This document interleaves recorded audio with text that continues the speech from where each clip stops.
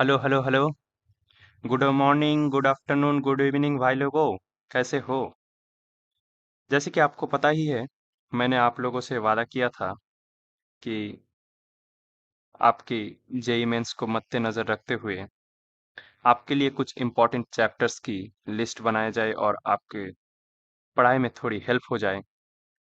इसीलिए फिजिक्स का जो सेशन हमने रिलीज किया था उसके बाद मुझे काफ़ी सारे मैसेजेस आने लगे केमिस्ट्री और मैथ्स के लिए। तो फिर मैंने सोचा कि केमिस्ट्री की भी बना दिया जाए। तो केमिस्ट्री के बाद आज बारी है मैथ्स की। तो चलो, बिना देर की सेशंस को शुरुआत करते हैं और देखते हैं कौन सी ऐसे टॉपिक्स हैं जिनमें से हम मैथ्स में 99 परसेंटाइल कंफर्म कर सकते हैं। एक बात, आप लोगों में से जो इंडक्टेंस चैनल पे नए हैं वो हमारी चैनल को जरूर से सब्सक्राइब कीजिएगा, लाइक कीजिएगा अगर हमारी सेशंस आपको पसंद आए, और कमेंट्स कीजिएगा, और अपने दोस्तों रिश्तेदारों के साथ शेयर करना बिल्कुल भी मत भूलिएगा, क्योंकि ऐसे इम्पोर्टेंट टॉपिक्स शायद आपको दोस्त को भी ज़रूरत हो और आपकी शेयर कर देने से उसकी भी थोड़ी हेल्प हो जाए। ठीक है, तो चलो बिना देर की शुरुआत करते हैं। एक बात आप मुझे बताएं, जेई में 2026 की जनवरी अटेम्प्ट में आपके पास कितने टाइम है? अभी फिलहाल जुलाई खत्म हो चुका है। आज जुलाई की आखिरी दिन है, मतलब ये video 31st day of July की शूट हो रहा है। आपके पास अभी पूरा का पूरा अगस्त, सितंबर, अक्टूबर, नवंबर, दिसंबर और जनवरी है। जनवरी की लगभग 15 से 20 दिन आपके पास है।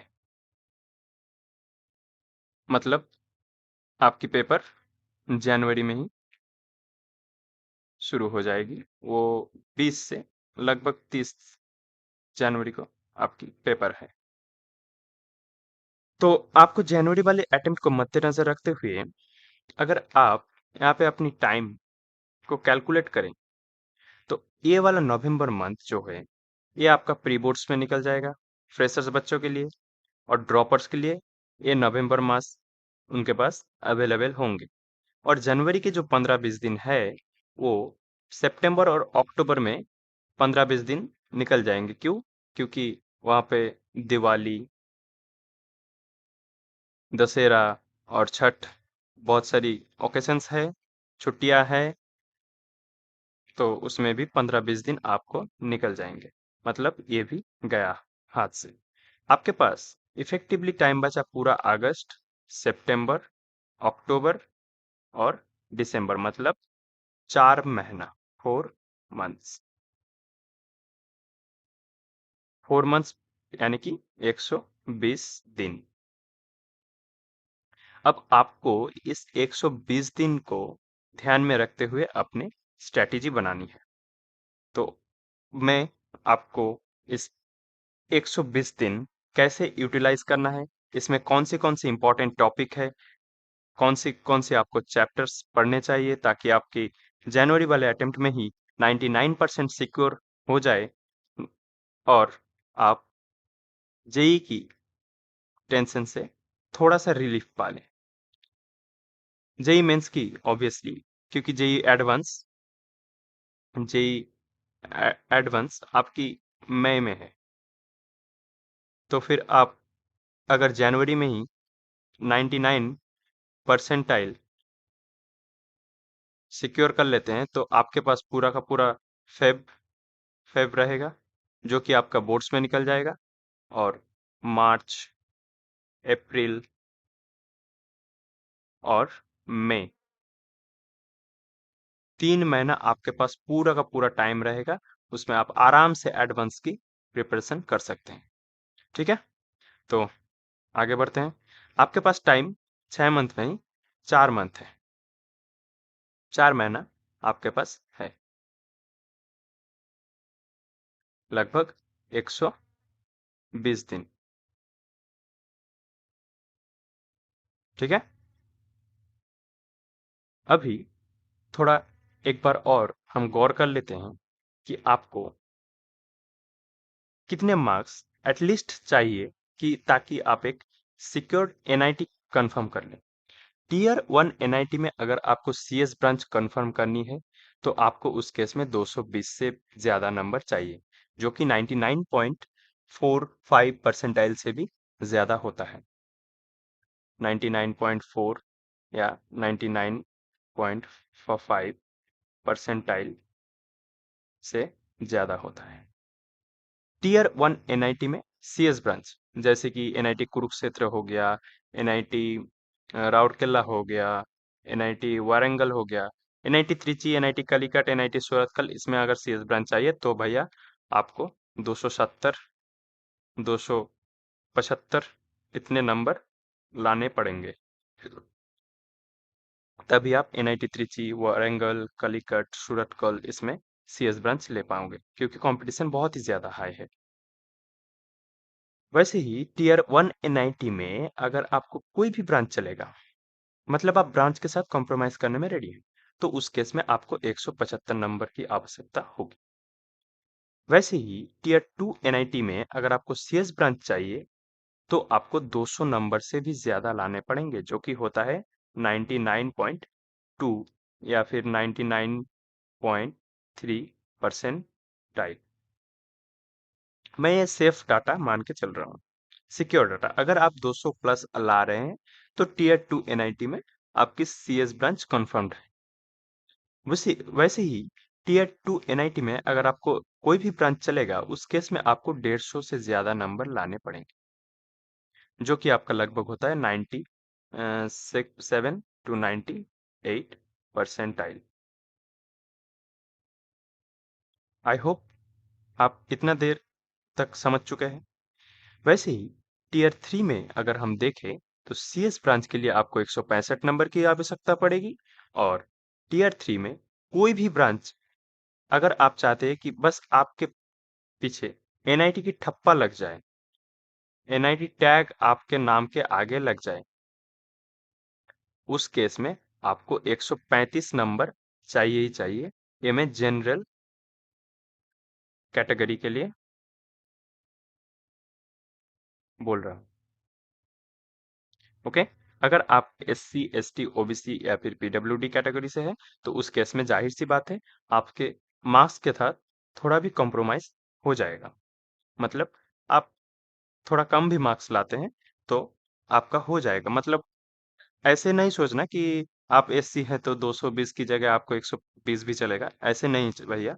220 की जगह आप अगर एससी या फिर एसटी है तो उस केस में आपको 170 या फिर 175 भी चल जाएगा। आई विश ये कंपटीशन लेवल ही बताएगा आपको कि आपको कितने मार्क्स की आवश्यकता एक्चुअल में है, क्योंकि हम जनरल डाटा प्रेडिक्ट कर सकते हैं, कैटेगरी डाटा प्रेडिक्ट नहीं कर सकते। हम ये नहीं बता सकते कि उसमें कितने ओबीसी कैंडिडेट है, उसमें कितने एससी कैंडिडेट है और वो कितने मार्क्स ला रहे हैं भैया, ये हम कैलकुलेट नहीं कर सकते। तो आगे बढ़ते हुए हम थोड़ा ये गौर कर लेते हैं कि एवरेज मार्क्स वर्सेस परसेंटाइल की डाटा पिछले कुछ सालों में क्या है। तो जैसे कि हमने स्टडी किया तो हमको पता चला कि 2025 की अप्रैल वाले सेशन में 99 परसेंटाइल के लिए 180 नंबर लाने चाहिए थे, 95 परसेंटाइल के लिए 105 नंबर, वही 90 परसेंटाइल के लिए 90 नंबर की आवश्यकता थी। वही अगर आप जनवरी वाले सेशंस को देखें तो जनवरी वाले सेशन में आपको 99 परसेंटाइल के लिए 190 नंबर लाने पड़े थे, 95 परसेंटाइल के लिए 120 नंबर और 90 परसेंटाइल के लिए 95 नंबर। अब आप में से काफी सारे बच्चे बोलोगे कि भैया अप्रैल में तो marks versus percentile data high होता है। ऐस ऐसे बात है, लेकिन यहाँ पे कंपटीशन थोड़ा कम था। क्यों हुआ ये मेरे को भी नहीं पता। 9.5 लाख इसमें टोटल अपीयर्ड हुए थे और इसमें टोटल अपीयर्ड हुए थे 13 लाख। तो इसीलिए क्योंकि कंपटीशन घट गया है तो मार्क्स भी आपकी जाहिर सी बात है घट जाएगा। वैसे ही अगर आप 2024 की अप्रैल वाले सेशन को देखें तो यहाँ पे 99 परसेंटाइल के लिए आपको 210 नंबर की आवश्यकता थी और 95% के लिए 140 नंबर और 90% के लिए 105 नंबर की आवश्यकता थी। अगर ऐसे डाटा को मद्देनजर रखते हुए आप 2024 की जनवरी वाले शिफ्ट को उठा के देखेंगे तो आप देख पाओगे कि आपको 99 परसेंटाइल के लिए 205 नंबर की आवश्यकता है, 95 परसेंटाइल के लिए 120 नंबर की आवश्यकता है और 90 परसेंटाइल के लिए 100 मार्क्स की आवश्यकता है। आई होप इतनी देर तक आप इतने डाटा को समझ चुके हैं। भाई साहब एक बात थोड़ा गौर कीजिएगा, ये जो डाटा मैं बोल रहा हूँ ये टोटल एवरेज डाटा है। मतलब किसी शिफ्ट में अगर क्वेश्चन इजी आया तो उसमें जाहिर सी बात है मार्क्स परसेंटाइल डाटा हाई गया होगा और अगर किसी शिफ्ट में टफ आया तो जाहिर सी बात है उसमें कट ऑफ लो भी गया होगा। ठीक है, तो मैं एवरेज डाटा बोल रहा हूँ। ठीक है, अब इसमें से थोड़ा अगर इजी शिफ्ट है तो 10 से 15 नंबर बढ़ा दीजिएगा और अगर टफ शिफ्ट है तो 10 से 15 नंबर घटा दीजिएगा। ठीक है, चलो नाउ मूविंग फॉरवर्ड। अभी हमारी टारगेट है 99 परसेंटाइल क्लब में एंट्री लेने की, मतलब टॉप 1% स्टूडेंट्स में आने की। टोटल जेई की कंपटीशन से टॉप 1% स्टूडेंट में आने की फाइट हम अभी मार रहे हैं। तो 99% को अगर फोड़ना है 99 परसेंटाइल को, तो आपको कुछ चीजें याद रखनी पड़ेगी और आपको स्ट्रेटेजिकली आगे बढ़ना पड़ेगा, क्योंकि अभी भाई टाइम बहुत ही कम है। आपके पास लगभग 4 महीना है और इसको आपको ढंग से यूटिलाइज करना है। ये मैं नहीं बोल रहा हूँ कि अभी 99 पॉसिबल नहीं है, 99 परसेंटाइल अभी भी पॉसिबल है, बिल्कुल पॉसिबल है, प्रैक्टिकली थियोरेटिकली सब कुछ पॉसिबल है। करने की जुनून चाहिए बस, समझ गया? चलो अब ये भी समझ लो कि 99 परसेंटाइल के लिए कितने मार्क्स आपको चाहिए, क्योंकि कई स्टूडेंट का ये भी रिक्वायरमेंट होगा कि भैया आपने तो बता दिया 99 परसेंटाइल में आना है, हम मान भी गए, हाँ बिल्कुल आना है जरूर, तो मार्क्स कितने चाहिए वो भी तो बताते जाओ, क्योंकि हमको तो भाई मार्क्स पता है। आप एक बार मार्क्स की भी रफ आइडिया देते जाओ कितने मार्क्स चाहिए। ठीक है भैया, चलो आपको आपकी आवश्यकता के अनुसार मार्क्स भी बता देते हैं। JEE main safe score for 99 percentile, ये मैं कई सारे सेशंस की डेटा को कलेक्ट किया, कलेक्ट करके उसका एवरेज निकाला, एवरेज निकल के जो डाटा मेरे सामने आया उसी को मैं आपसे आपके सामने प्रेजेंट कर रहा हूँ। तो जो मैंने स्टडी किया उसके बाद जो डाटा सामने आया वो ये है। देख लो भाई, फिजिक्स में अगर आपको 99 परसेंटाइल चाहिए तो उस केस में आपको 80 मार्क्स की आवश्यकता है। केमिस्ट्री में अगर वही 99 परसेंटाइल चाहिए तो आपको 76 मार्क्स की आवश्यकता है। और वही मैथमेटिक्स में आपको अगर 99 परसेंटाइल चाहिए तो आपको 52 मार्क्स की आवश्यकता है। ठीक है, टोटल अगर आपको 99 परसेंटाइल सिक्योर करना है, मतलब एकदम सिक्योर, आप श्योर है कि 99% में परसेंटाइल में मैं एंट्री ले चुका हूं, तो उस केस में आप अगर 200 प्लस नंबर इंश्योर कर लेते हैं तो आप श्योर हो जाएंगे कि आप 99 परसेंटाइल क्लब में एंट्री ले चुके हैं। उस केस में आपको ये नजर रखना होगा मैथ्स की सेक्शन टफ आता है, अभी तक आया हुआ है। केमिस्ट्री के क्वेश्चंस मॉडरेट और फिजिक्स इजी साइड आता है। जेई मेंस के हिसाब से, जेई मेंस के पॉइंट ऑफ व्यू से फिजिक्स आपका स्कोरिंग सब्जेक्ट है।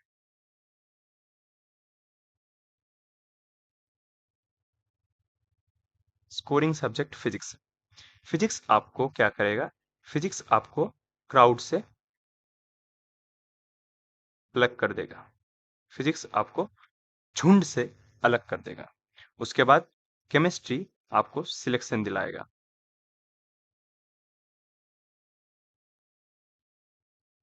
केमिस्ट्री आपको सिलेक्शन दिलाए और फिर मैथ्स आपको रैंक दिलाएगा।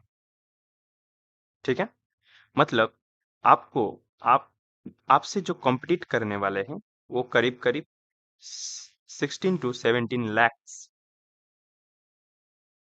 स्टूडेंट्स हैं। फिजिक्स आपको उस 16 टू 17 लाख स्टूडेंट से अलग कर देगा और फिर केमिस्ट्री आपको सिलेक्शन के पार पहुंचाएगा। और एक बार एनआईटी में सिलेक्ट हो गए, फिर मैथ्स आपको रैंक को इम्प्रूवमेंट करेगा, आपको बेटर ब्रांच दिलवाएगा। ये टोटल स्ट्रैटेजी है। किसी किसी केस में, किसी किसी बच्चों के केस में ये थोड़ा ऊपर नीचे हो सकता है कि शायद किसी का केमिस्ट्री स्कोरिंग रहा होगा, फिजिक्स उसका सिलेक्शन बैरियर रहा होगा, या फिर किसी का फिजिक्स स्कोरिंग है और केमिस्ट्री सिलेक्शन बैरियर है। तो मैं ये एवरेज डेटा आपको बता रहा हूँ। ठीक है, आपको अगर फिजिक्स में 80 मार्क्स सिक्योर करने हैं तो इस केस में आपको 20 सही सवाल के जवाब करने हैं। एक भी गलत अटेम्प्ट नहीं होनी चाहिए, ये ध्यान रखना। और केमिस्ट्री में आपको 76 मतलब 19 सवाल, मतलब फिजिक्स में आपको 20 सवाल, केमिस्ट्री में 19 सवाल और मैथ्स में 13 सवाल की आवश्यकता है। टोटल आप अगर कैलकुलेट करें तो ये निकल के आएगा 52 क्वेश्चंस आउट ऑफ 75। आपको सही सही करके आना है, एक भी गलत अटेम्प्ट किए बिना। तभी आप इंश्योर कर लेंगे कि आप 99 परसेंटाइल वाले क्लब में एंट्री ले चुके हैं। समझ आई मेरी बात? Okay, now moving forward. आपको मैथ्स में अगर 99 परसेंटाइल चाहिए, ये थोड़ा गलत लिख दिया है हमारे भैया ने, इसको हम मिटा देते हैं। केमिस्ट्री नहीं होगी भैया, ये मैथ्स होगी।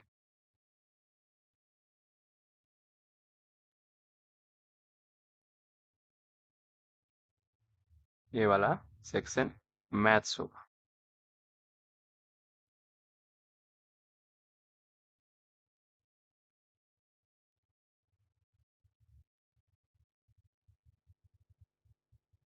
मैथमेटिक्स। मैथमेटिक्स में अगर आपको 99 परसेंटाइल सिक्योर करने हैं तब आपको 52 मार्क्स की आवश्यकता पड़ेगी। लगभग लगभग 52 मैं सेफ और साइड लेके चल रहा हूँ। ठीक है, 52 52 मार्क्स इक्वल टू 13 इंटू 4। 13 सवाल आपको सही करने पड़ेंगे, सही सही अटेम्प्ट करने पड़ेंगे। इसके लिए आपकी स्ट्रेटेजी क्या होनी चाहिए? आप पेपर की शुरुआती दौरान में, अगर आपका केमिस्ट्री स्कोरिंग सब्जेक्ट है तो आप केमिस्ट्री पे जाइए, केमिस्ट्री की इनऑर्गेनिक पोर्शन को पकड़िए।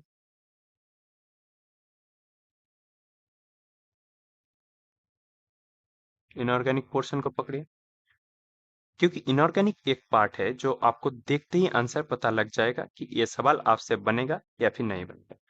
पहले ही 7 से 8 मिनट में आप इनऑर्गेनिक को निपटा दीजिए, फिर आप ऑर्गेनिक,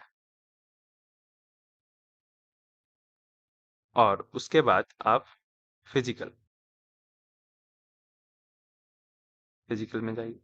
7 से 8 मिनट में इनऑर्गेनिक हो गया। अब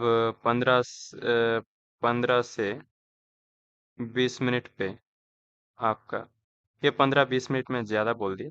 आपका ऑर्गेनिक के लिए 10 से 15 मिनट चाहिए, और फिजिकल के लिए थोड़ा टाइम देना पड़ेगा। फिजिकल में आप 20 मिनट मान के चलो।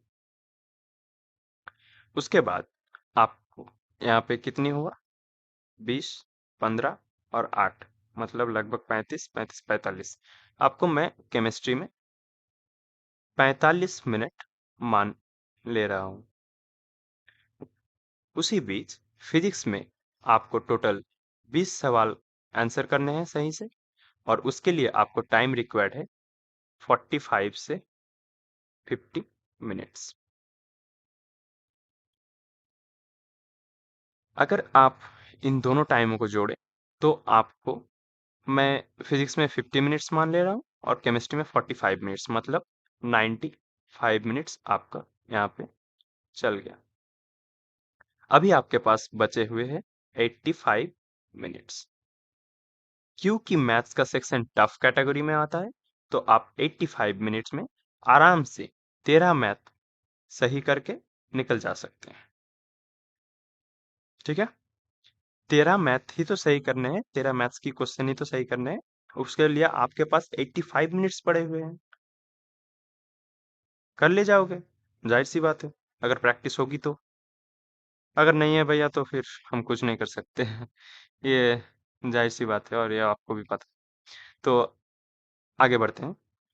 हमने जब प्रीवियस ईयर डाटा को एनालाइज किया, तो हमने देखा कि टॉप 11 चैप्टर लाए जाए, जो कि मैथ्स में 99 परसेंटाइल के लिए काफी है। वैसे आपको टॉप 11 चैप्टर्स की जरूरत ही नहीं पड़ेगी, आप उसके पहले ही 99 परसेंटाइल मैथ्स में सिक्योर कर चुके होंगे। लेकिन मैं फिर भी आपके लिए ले रहा हूं, क्योंकि अगर किसी चैप्टर की सवाल टफ आ गया और वो आपसे नहीं बना, तो दूसरे चैप्टर को आप वहां यूज कर सकते हैं, यूज करके मेकअप कर सकते हैं। ठीक है, तो चलो फिर वो टॉप चैप्टर्स देखते हैं जिनमें से सवाल पक्का हमारी शिफ्ट में आएगा। तो पिछले ट्रेंड को हमने जब एनालाइज किया, तो हमने एक डाटा गौर किया। हमने देखा कि कोऑर्डिनेट जियोमेट्री, जहाँ पे straight line, circle, parabola, hyperbola and ellipse, ये पांचों चैप्टर्स आते हैं।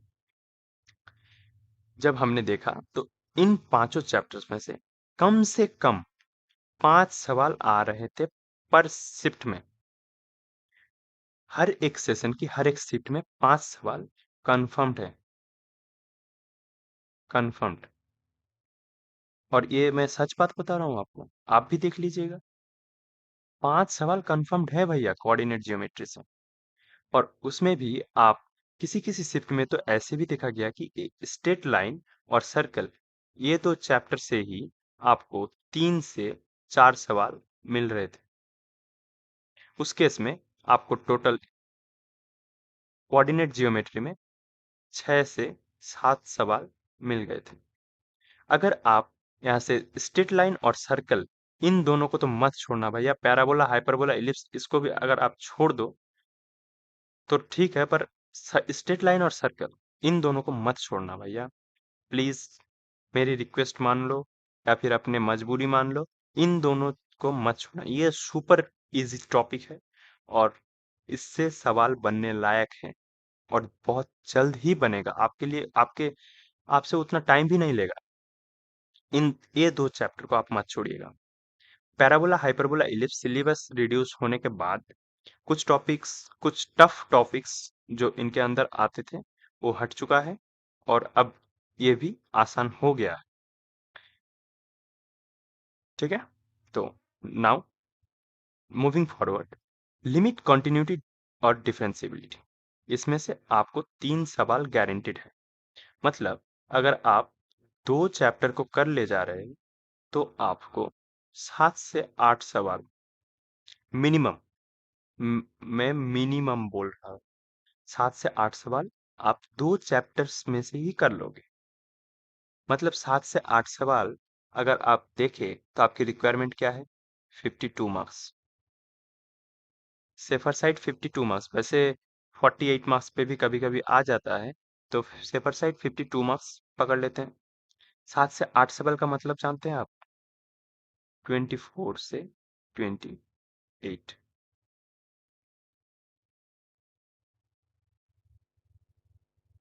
सॉरी 28 से 32 मार्क्स। 28 मार्क्स मतलब 50% से भी ज्यादा।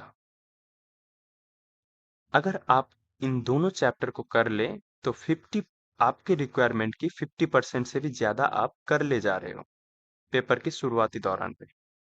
तो आपकी जाहिर सी बात है आपकी कॉन्फिडेंस भी हाई होगा। उसके बाद अगर आप अलजेब्रा में घुसना चाहेंगे तो कॉम्प्लेक्स नंबर और क्वाड्रेटिक इक्वेशन से आपको जरूर 2 सवाल मिलेंगे। और अगर कैलकुलस में देखें तो इंटीग्रल कैलकुलस से आपको 3 सवाल डेफिनेटली मिलेंगे। मतलब यहाँ पे 8 और 3 11, 11 और 2 13 सवाल आपको इन चारों चैप्टर्स में से मिल गए। मतलब 52 आपकी रिक्वायरमेंट यहीं खत्म हो गई। मैं फिर भी आपको कुछ आसान सा टॉपिक्स है अभी भी जो मैं आपको बता रहा हूँ। मैट्रिक्स एंड डिटरमिनेंट, ये बहुत ही आसान है, सभी बच्चे कर सकते हैं इसे। वेक्टर अलजेब्रा और 3D जियोमेट्री, भाई साहब ये गौर कर लीजिएगा। वेक्टर अलजेब्रा से 2 सवाल, 3D जियोमेट्री से 2 सवाल और मैट्रिक्स से 1 सवाल और डिटरमिनेंट से 1 सवाल, टोटल करें तो 2 सवाल। मतलब इन तीनों चैप्टर्स में से 6 सवाल आपको गारंटेड मिलने ही मिलने हैं। अगर ये 6 सवाल नहीं तो आपका क्वेश्चन ही नहीं बनेगा, कुछ ऐसा बात है। ये सवाल आपको मिलने ही मिलने हैं, कंफर्म्ड है। आप देख लीजिएगा पेपर देते, पेपर के दौरान भी आप चेक कर लीजिएगा कि मैट्रिक्स डिटरमिनेंट से 2 सवाल, एक मैट्रिक्स से और एक डिटरमिनेंट से, 2 वेक्टर अलजेब्रा से, 2 3D जियोमेट्री से, 6 सवाल आपकी कंफर्म्ड है यहाँ से। उसके बाद सीक्वेंस सीरीज, इसमें से भी 1 सवाल, डिफरेंशियल इक्वेशन ये भी इसमें से 1 सवाल, और ट्राइगोनोमेट्रिक इसमें से भी 1 सवाल। ट्राइगोनोमेट्री बहुत ही आसान है, आप कर सकते हैं, डुए क्वेश्चन भी डुएबल ही आता है। तो इसको भी आप अगर करना चाहें, स्टार नहीं दे रहा हूँ, अगर आपकी मन किया तो आप कर लीजिएगा। लेकिन जो स्टार दे रहा हूँ वो सुपर डुपर इजी चैप्टर्स हैं भाई। लिमिट, कॉन्टिन्यूटी, डिफरेंशिएबिलिटी इजी ही है।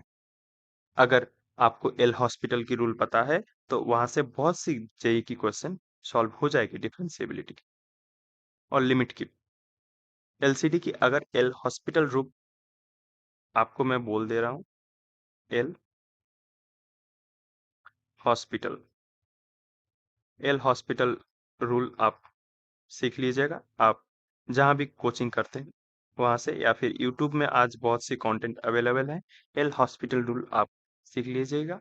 वहां से आपकी लगभग कुछ तो क्वेश्चंस बन ही जाएंगे। अगर 3 क्वेश्चंस है तो उसमें तो एक तो क्वेश्चंस एल हॉस्पिटल रूल से बन ही जाएंगे, ऐसी बात है। तो एक टॉपिक जो, जिससे एक सवाल बन रहा है, उसको सीखने में क्या फायदा है? क्या नुकसान है आपका? जाहिर सी बात है कोई नुकसान नहीं, आप सीख सकते हैं, आप ही के फायदे में आएंगे। तो इसमें कोई दौराई नहीं, ये भी सीख लेना भैया। आपको मैंने बता दिया vector algebra, 3D geometry, matrix determinant, quadratic equation, ये भी आसान सा ही है।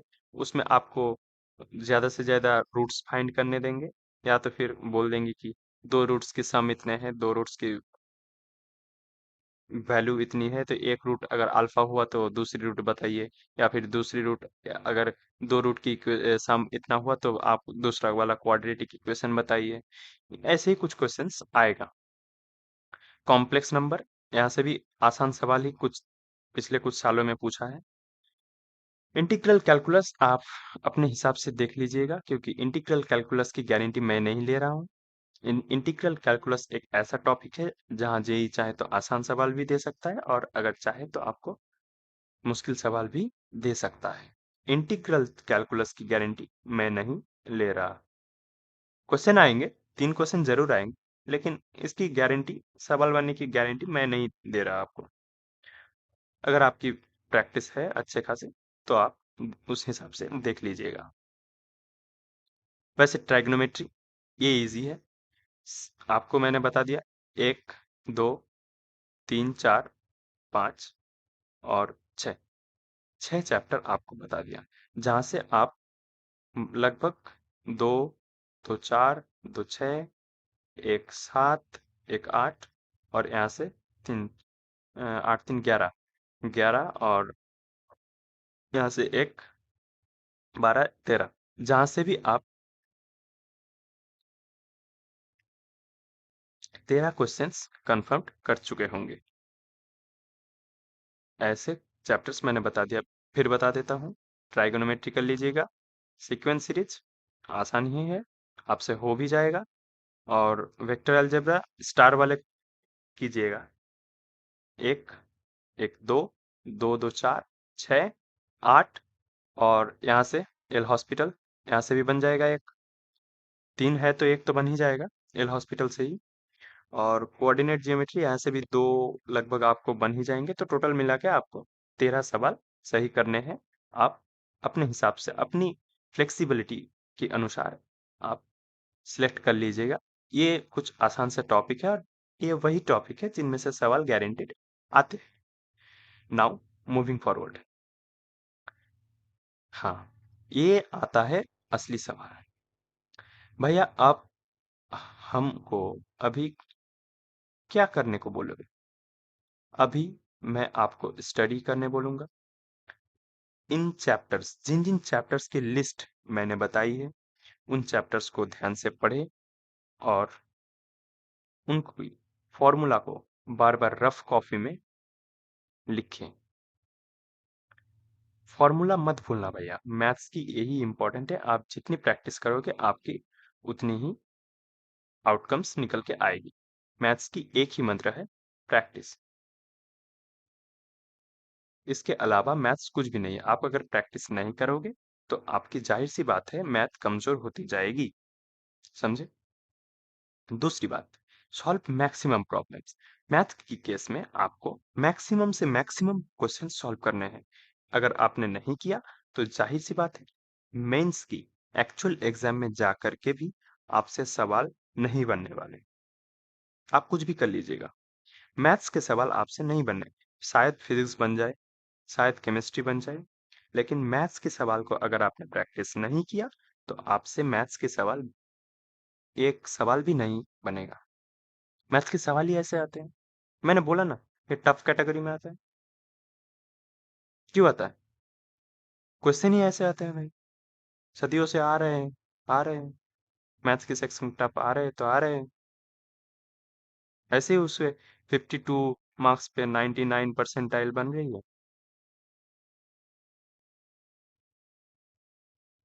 गौर करना भैया, कुछ बातें हैं, कुछ तो अलग बातें हैं जो इसको मार्क्स कम कर रहा है, क्योंकि ये टफ आता है और सबसे बन नहीं रहा। और सॉल्व मैक्सिमम पीवाईक्यू। मैथ्स के केस में आप पीवाईक्यू भी ज्यादा से ज्यादा करने हैं, जितने हो सके। आप दिन में लगभग 120 पीवाईक्यू करें। उसमें से अगर आपको 120 बैकग्राउंड ब्रेकडाउन करें तो फिजिक्स के 35 कीजिएगा, केमिस्ट्री के 35 कीजिएगा, टोटल 70 हो गया, और बचा 50 सवाल आप मैथ्स के कीजिएगा। ऐसे फिजिक्स, केम, मैथ, अपने फ्लेक्सिबिलिटी के अनुसार आप अपने सवाल को चॉइस कीजिएगा, लेकिन आपको डेली 120 सवाल अभी से करने हैं। प्लीज इस बात को आप ध्यान में रखें। आप जितने भी क्लासेस अटेंड कीजिए, आपको कोई मना नहीं कर रहा। आप जितने भी थ्योरी रिवाइज करने हैं करिए, आप जितने भी क्वेश्चन प्रैक्टिस करने हैं करिए, लेकिन 120 सवाल जो कि पीवाईक्यू के अंडर आता है वो आपको जरूर से करने हैं। पर पीवाईक्यू कहाँ से करना है? पहले 2025 की करो, फिर 2024 की करो, फिर 2023 की करो, ऐसे करने हैं। एक बात मैं आपको बता दे रहा हूँ, एग्जाम देने के पहले आपको लास्ट 5 years completed होने चाहिए एग्जाम देने से पहले। ठीक है? अगर आप चाहें तो हमारी इंडक्टेंस चैनल पे आ सकते हैं। यहाँ पे भी हम पीवाईक्यू ही प्रैक्टिस करवा रहे हैं डेली बेसिस पे। हम एक एक चैप्टर्स को ले रहे हैं, उसमें से पकड़ पकड़ के पीवाईक्यू आपको समझा रहे हैं, आपको करवा रहे हैं। आप पहले पीवाईक्यू को देख लीजिएगा, आप खुद से ट्राई कीजिएगा। अगर आपसे नहीं बना तो आप हमारी सॉल्यूशन देख लीजिएगा। अभी फिलहाल फिजिक्स के लिए है,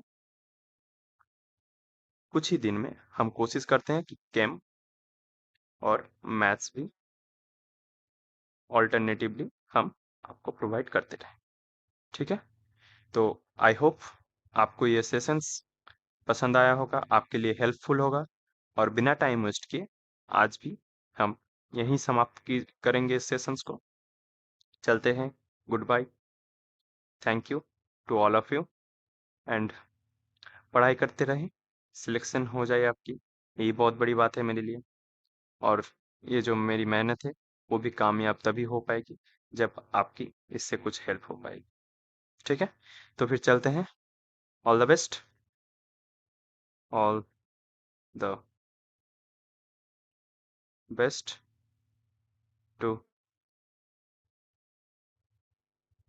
future IIT and and NIT and. Okay, tata, bye. अपनी पढ़ाई करते रहिए और अपनी सेहत की भी ध्यान रखते रहिए। ओके, मिलते हैं अगली सेशन में। तब तक के लिए अपना ख्याल रखिए। धन्यवाद।